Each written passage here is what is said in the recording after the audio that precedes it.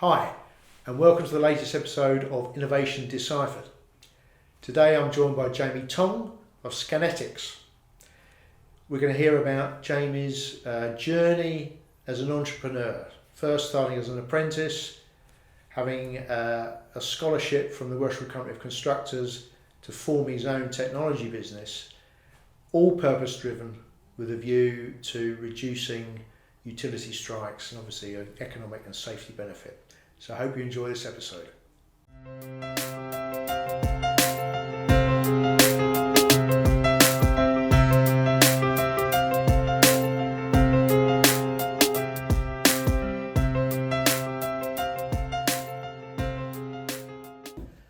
Hi Jamie, thanks for joining us today on the podcast. So Jamie, just give a bit of background about yourself, where you come from, for our viewers who may not have come across you before. Yeah, of course. So first of all, thank you for having me, Tim. I'm Jamie Tong. I'm CEO, founder of Skinetics, an innovative company looking to develop a solution to utility accidents. Started in construction at 16 and I've been in and out of it.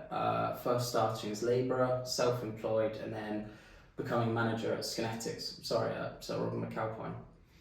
Just tell me a little bit, you started from McAlpine as an apprentice? Yes.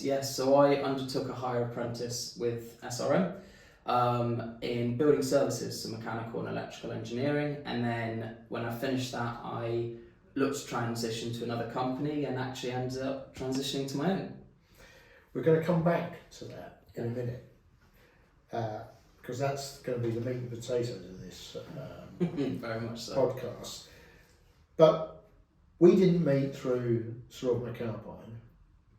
No. And we didn't really meet exactly through your business.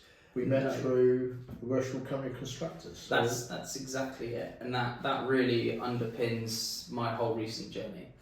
Back in 2019, I witnessed a utility accident. Now, for viewers that don't know, that's when you hit a pipe or cable in the ground accidentally, leading to catastrophic implications. And as a result of that, I took the opportunity offered by the WCC to carry out a research paper on this issue, a kind of industry analysis to understand the causes and implications of utility accidents, and that's obviously where you and I met.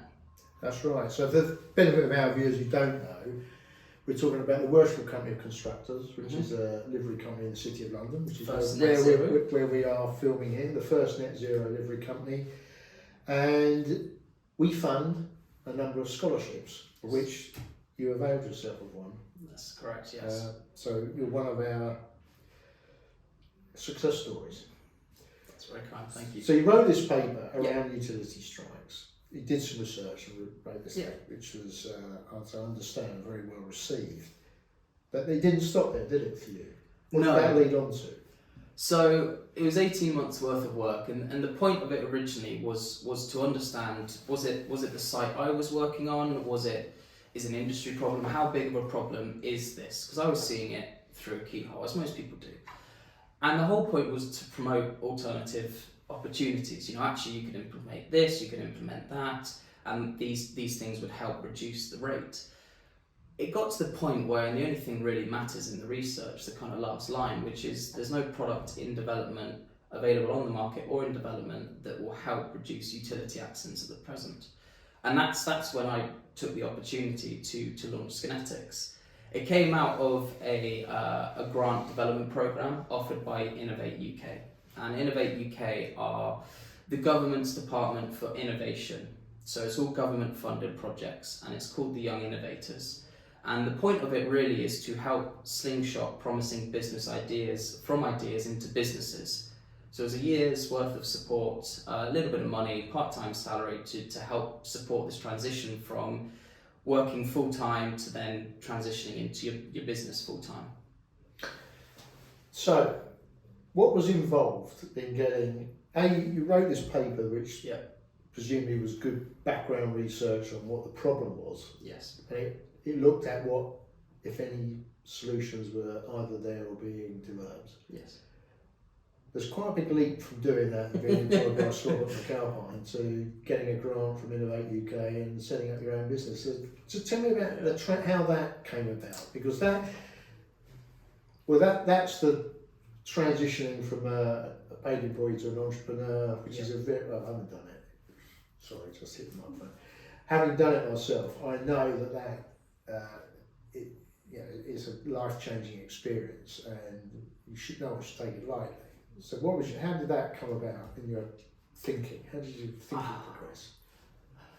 I think to say there was a lot of thought behind it wouldn't be accurate, to be honest.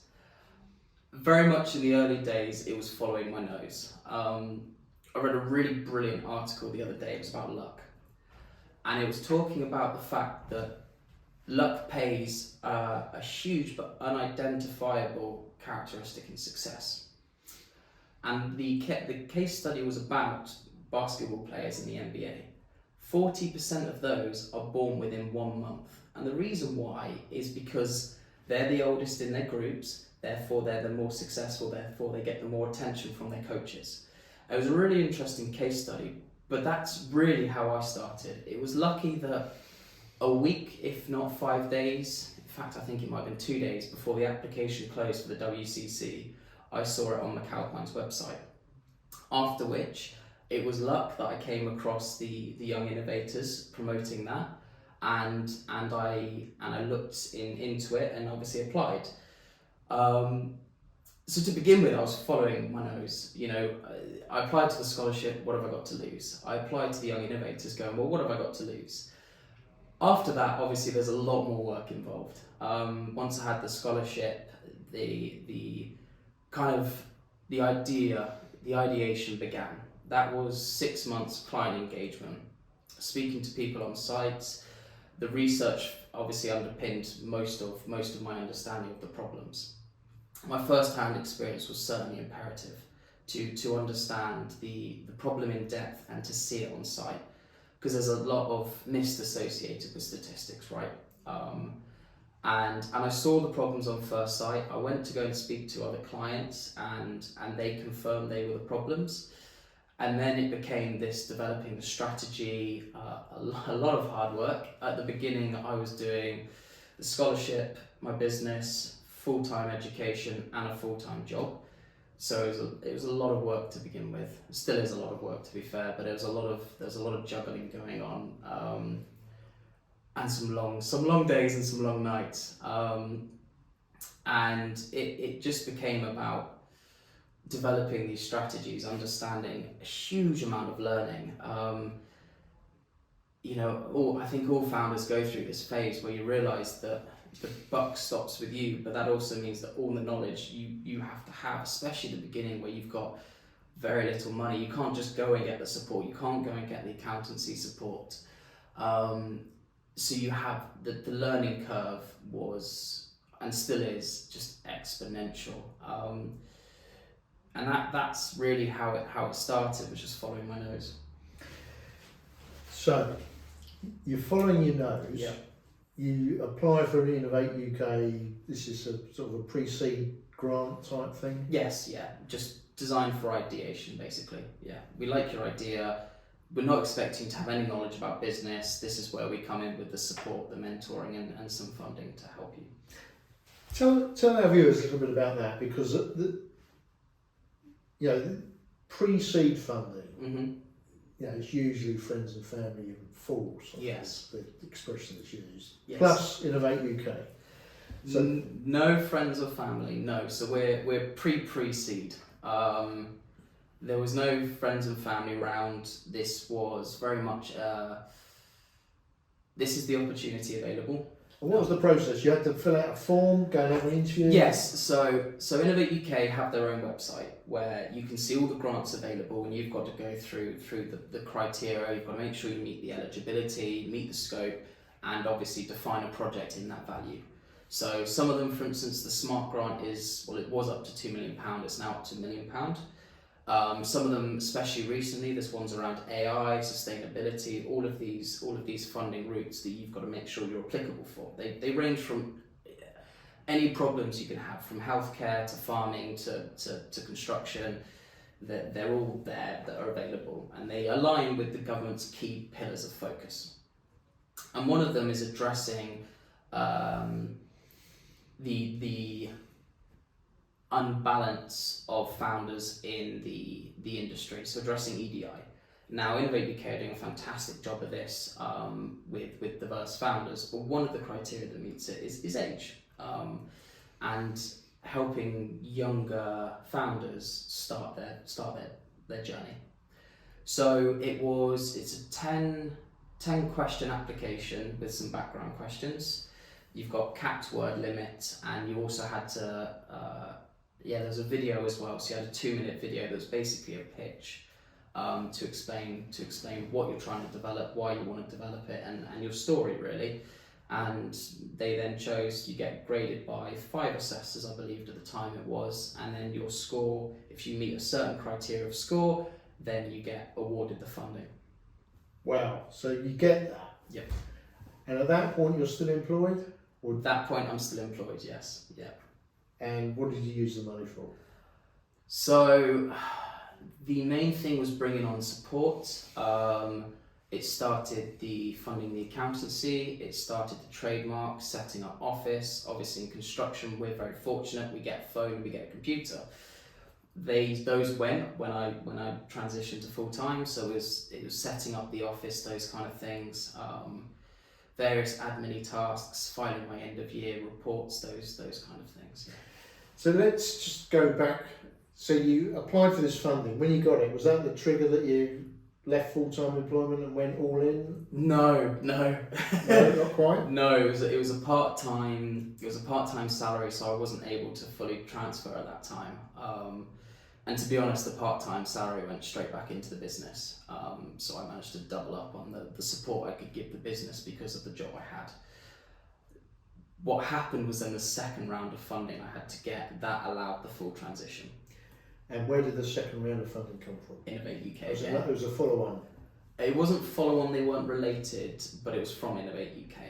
So that was the ideation stage, that was 12 months of work, establishing the business strategies, all of that kind of basic business stuff. Yeah.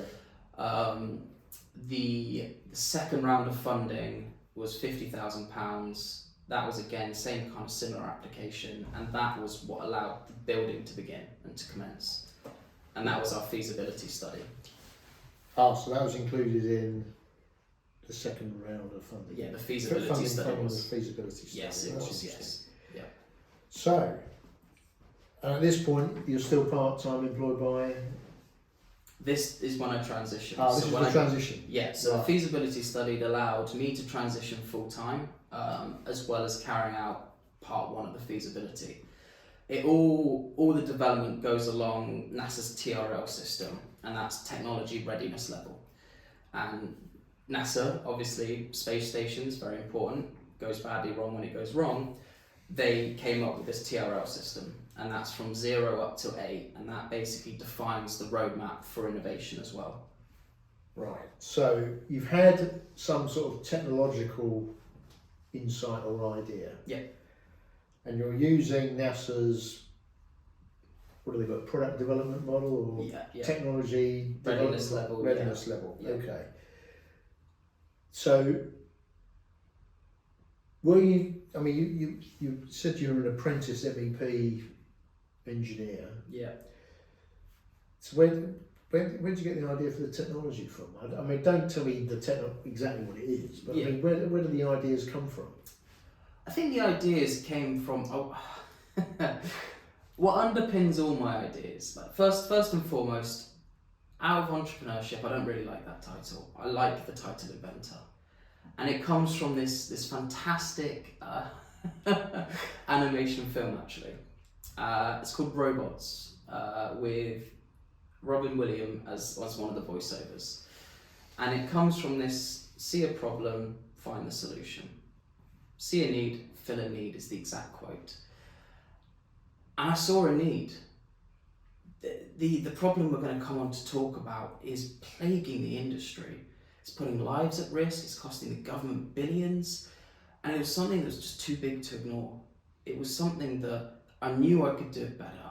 I knew there's something that could do this better because of truly how inefficient it is at the moment. So the ideation came from just knowing the problems, knowing how people act on site, understanding where the critical loss of information is. The research paper I wrote was effectively a critical analysis of the industry, so that underpinned all the solution really was, well, if this is the problem, how do we solve it? And going through very steadily to develop this product for really making sure it addresses all those problems. So, you're purpose driven. Yeah. Let's just explore what obviously it's about utility strikes. Yeah. So, give me a little bit more detail around why it's so important, because obviously it's a hard-nosed industry. Yeah. Eventually it comes down to pounds, pennies and a shilling. Of course it does. Pounds, shillings and pence in old money, literally. Exactly. What does it really mean if with a few numbers in there? So I think the first thing to understand is what these pipes and cables supply. It's everything. It's the critical infrastructure that gives buildings the ability to breathe, transport infrastructure to work, from everything from your toilet to flush to warming up your soup. That all comes from this critical background infrastructure of pipes and cables. I'll just use an example from my children. Yeah. It gives you the data feed for your TikTok, which obviously you can't live your life without that anymore. No, exactly that. According to my children. Exactly that. And I'm right in saying you've recently had a utility strike outside as well, didn't you? I don't know if it was just, yes. We did. Yeah, you lost Whilst power here. Whilst there was some work being done, they took out the power cable. Exactly right. So you're a business running in the office and you lost power for the day. That won't be compensated back to you because it doesn't meet the 3-day limit, but you didn't have power in here. I mean, you didn't have Wi-Fi, that means you didn't have lights. Buildings have to shut because businesses have to shut because they don't comply with regulations for safety anymore. Yeah. So it underpins everything. Statistically, 60,000 utility accidents occur every year. 60,000? 60,000. That's 164 a day, every day, all year round, in the UK alone. Now, this is a global problem, right? So it's pipes and cables are in the ground everywhere. So it's not just here, but we'll use the UK statistics. And of course, it's not just about somebody losing the loss of their utility. No, this is... And the costs associated with repairing it, and maybe there's consequential costs of a business losing power. Yeah.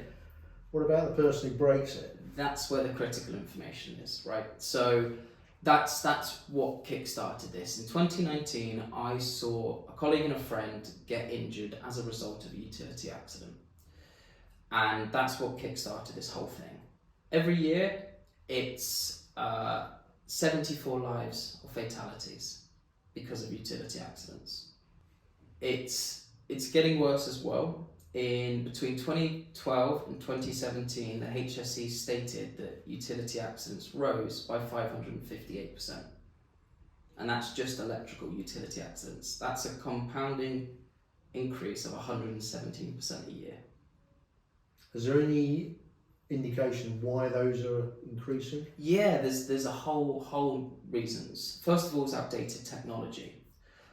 Second of all, it's human error. Third of which is inaccurate utility data available. You know, we've got pipes and cables that are hundreds of years old.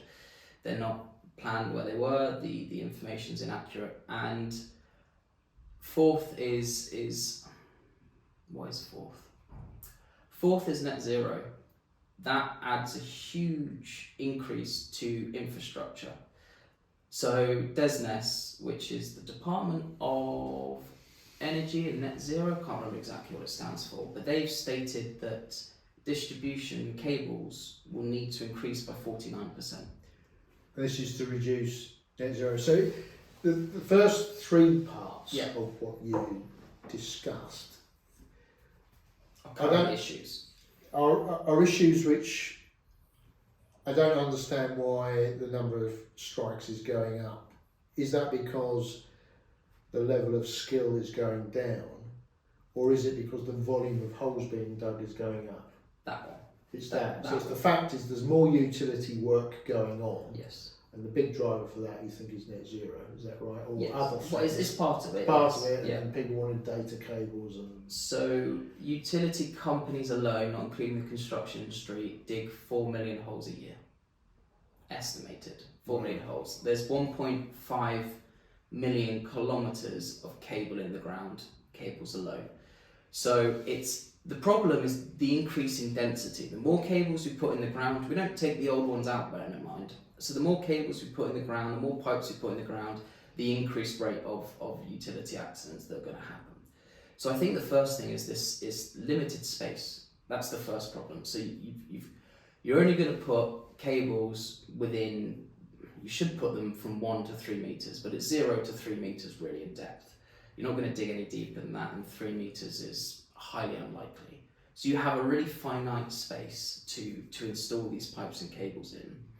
So as you put more in, you increase the density. With technology that was applicable back when we first started excavating, and it worked then when there wasn't this high density, but now it doesn't, and that's where the technology's become outdated. So that's where the problem occurs. I think operators, they get the brunt here. You have this huge problem within this country that affects everyone, but the person it comes down to is the person with the shovel or operating the excavator. No one else takes responsibility. So it falls to these individuals, these operators, to safely carry out this work. Now, if they're having a bad day or they're rushing, because there's 2 peak times for utility accidents, it's 10 a.m. and 12 p.m. Those 2 peaks are prime time for breaks, right, in the industry. So you've got human error rushing. Just before breakfast, just before lunch. Exactly that. Same as it was at school, right? Nothing changes. You start rushing your homework, they rush the excavations. Right. That's framed the problem. Yes. Hopefully. What's your solution? The solution. In round terms. Yeah, the solution is a totally revolutionary approach. It needs a complete overhaul. The system that's being used isn't fit for purpose, and the technology is not fit for purpose. So it's providing a total system that's capable both of detection and avoidance, which currently isn't available on the market, that provides managers KPIs never before seen to monitor progress, safety, etc., but also gives operators a constant feedback loop to avoid these accidents. So this is a bit of instrumentation on a 360 or a JCB or yeah, something like yeah. But it can also be used out of the cab for when they're doing hand digging. The whole point is a total solution. Brilliant. And where are we at in the development? When does this hit the market? When does this hit the market? So funding depending, we want to be carrying out site testing within a year. So that's the point where we'll be able to go to the National Buried Infrastructure Facility, operated by the University of Birmingham, start conducting our laboratory testing, and then start carrying out site trialling from then on. Great. And this is all under the second round of funding you got from Innovate UK? No. Where have we got to with the funding now then? So we carried out feasibility part 1, that was on the detection system. We then carried out the feasibility part 2, which was our third grant, of again £49,929. So Innovate UK again? Yep, Innovate UK again.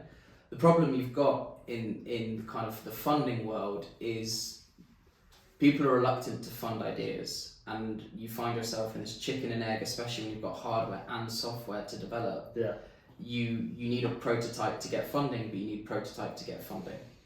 So you're going around in circles speaking to investors. So we must have spoke to about 180 investors. We got great interest from 25 of them, but because of our TRL level or where we are with the development, they ended up holding off until we got a prototype. So that's what led us to go down the grant funding again.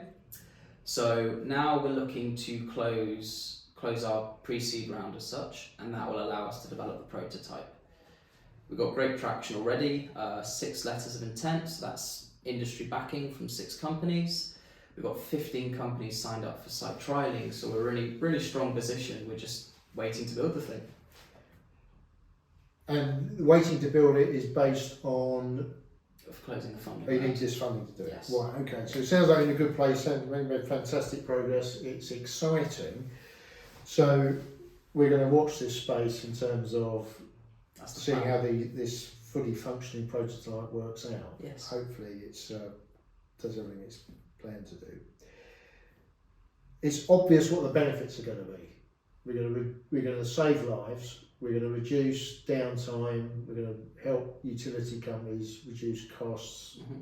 It's got all sorts of benefits across society. Yeah, I think it's worth adding the total cost. I don't think I mentioned that to the taxpayers, to you and I. It's £2.4 billion. To the industry in total, it's a £6.5 billion problem. A lot of money to go after. A lot of money to go after. And that's just in the UK. That's just in the UK. Jamie, that's been fantastic. It's been a pleasure. I know we had other things to talk about, but it's just, we covered a lot of ground there. It's been very, very interesting. So, to all of our viewers, I hope you enjoyed this episode, and we'll see you on the next one. Bye. Thank you very much for having me.